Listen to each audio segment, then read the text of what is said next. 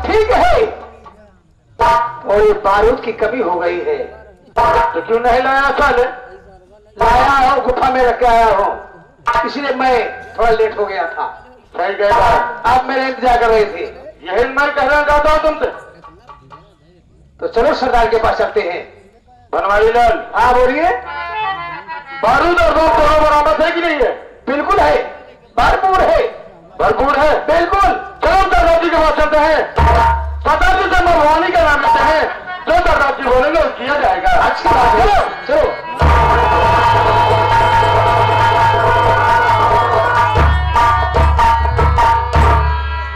सरदार जी, जय मां भवानी की। सरदार जी, जय मां भवानी की। जय मां भवानी की। और बोलो, कैसे हो तुम? और इलाके का क्या समाचार है? सरदार जी हमारा ठीक है, आप बताइए आपका क्या हाल है? सरदार जी मेरा भी ठीक है, जो कुछ भी हो रहा है सब अच्छा ही हो रहा है। सरदार जी, जब हम दोनों गुफा में आते थे तो उसका चेहरा खुशियों से खिला रहता था। आज तो अच्छा है, चेहरा भी मुठा है और आंख से आंसू भी गिर रहे हैं। जब तक इस बाती का अगर आप नहीं बताएंगे, हम तब तक दोनों भाई आपका पैर नहीं छोड़ेंगे।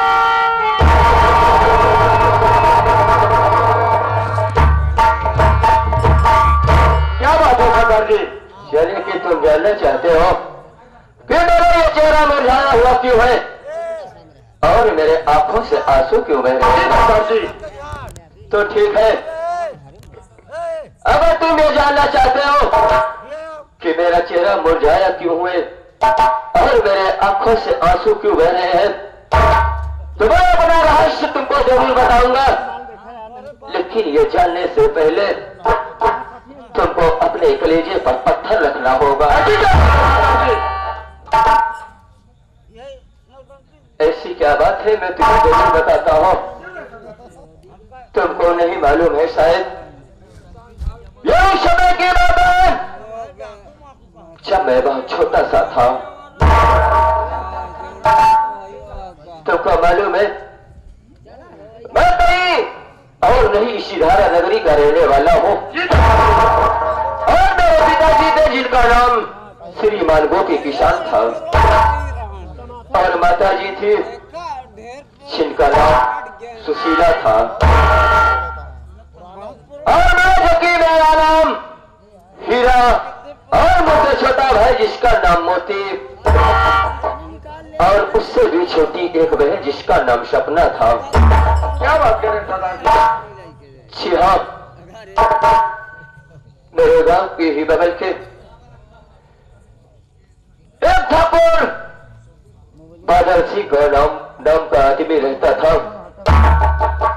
मेरे पिताजी उसके यहाँ नौकरी करते थे।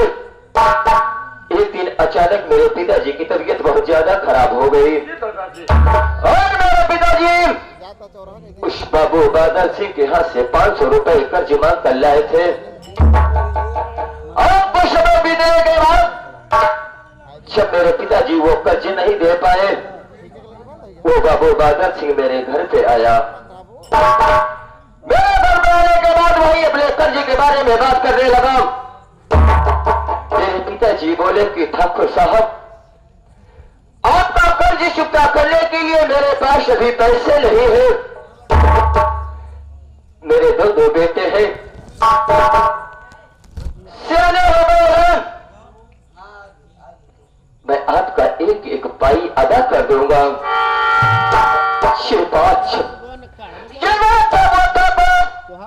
बादल सिंह ने सुना हराम खोर और उससे रहा नहीं गया, उठाई राइफल और मेरे पिताजी को गोली उसके बाद क्या हुआ सरदार? तेरे पिताजी को जब गोली मार दिया, मेरी मां पड़ोस में चूल्हा चौके का काम करती थी। जब वो गोली की आवाज सुनी तो भागी भागी घर पे आई और घर पे आने के बाद क्या देखा कि मेरे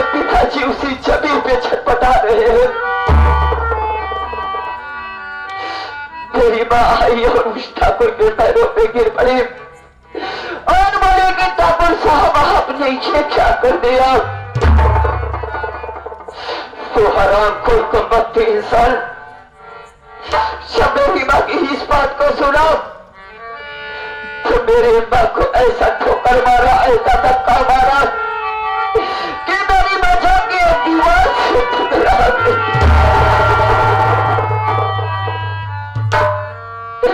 उसके बाद उस हराम खोर ने अपने जेब से लाइटर को निकाला और मेरी टूटी हुई झोपड़ी में आग लगा दिया और आग लगाने के बाद मेरे माता पिता को उसी झोपड़ी में फेंक दिया। मैं उस वक्त उस लायक नहीं था कि मैं अपने माता पिता का बदला ले सकता।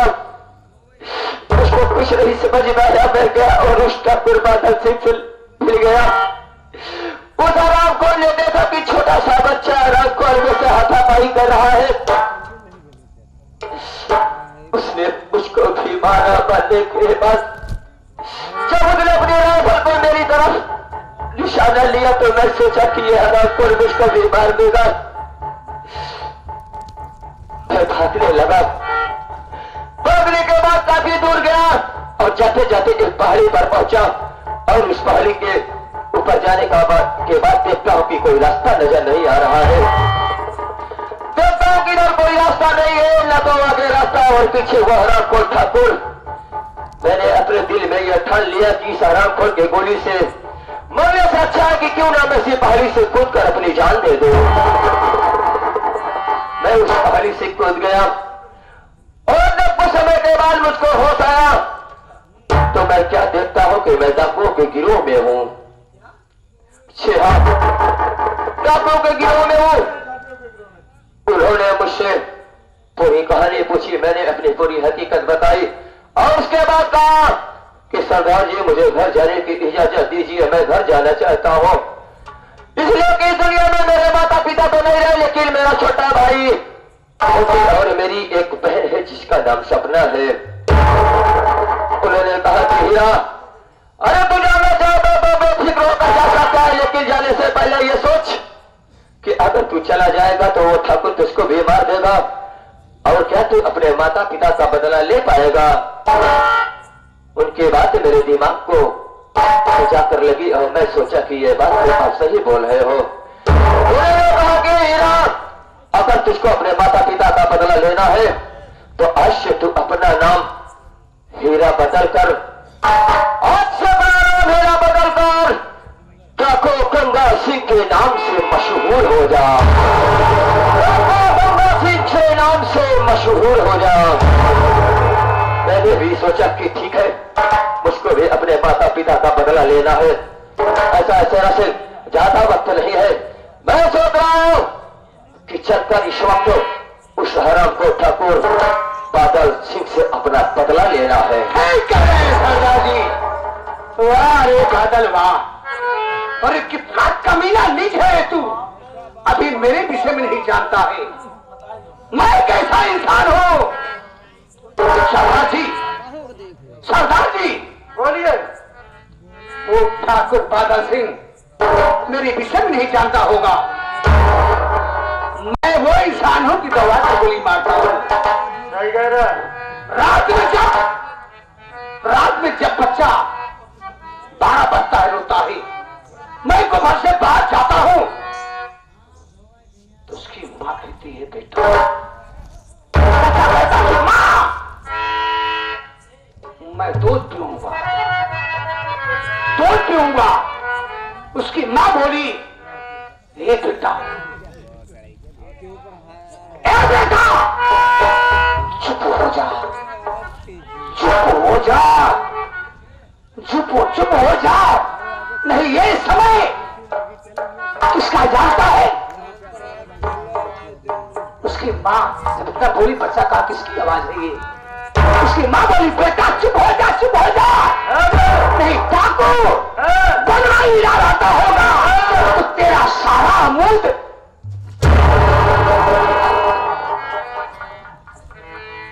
सारा मूड पी जाएगा। अरे सारा खून पी जाएगा। कुत्ता खून पी जाएगा। काम का मूड की जाएगा। अरे मिटा दो इस बेदर्द जमाने को, मिटा दो इस बेदर्द जमाने को। चलो इस वक्त लूट लिया ये पापा बहुत खाने को।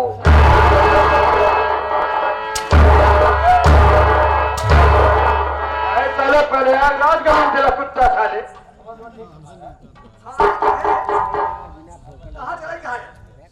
खाने को हाँ साले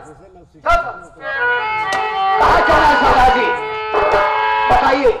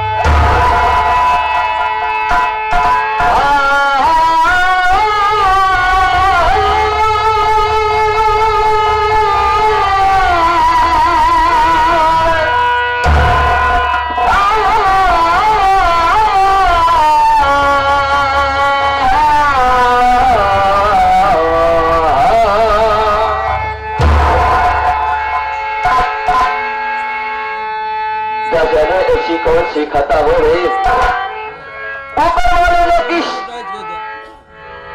जन्म का ये सजा दे रहा है कि मेरे तो कुछ समझ में नहीं आ रहा है। क्यों पड़ा है मेरी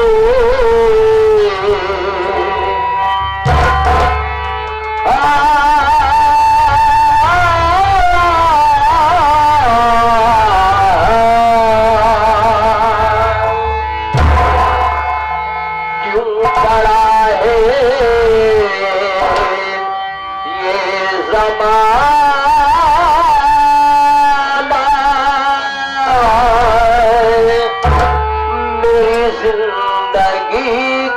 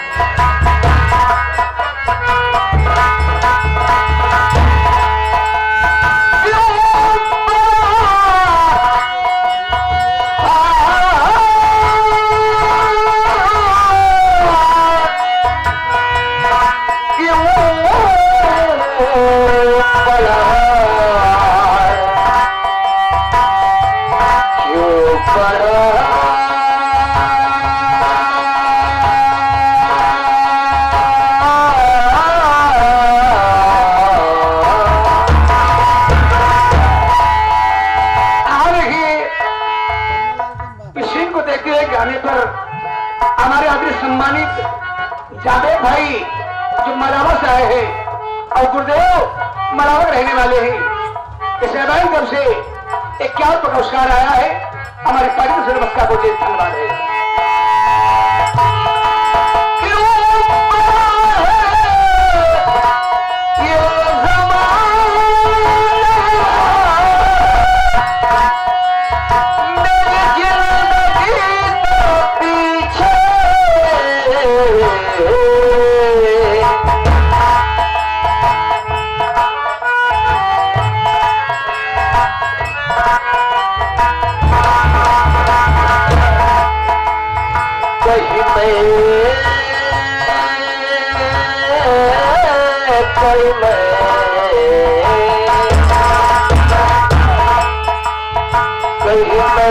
मर न जाए तेरी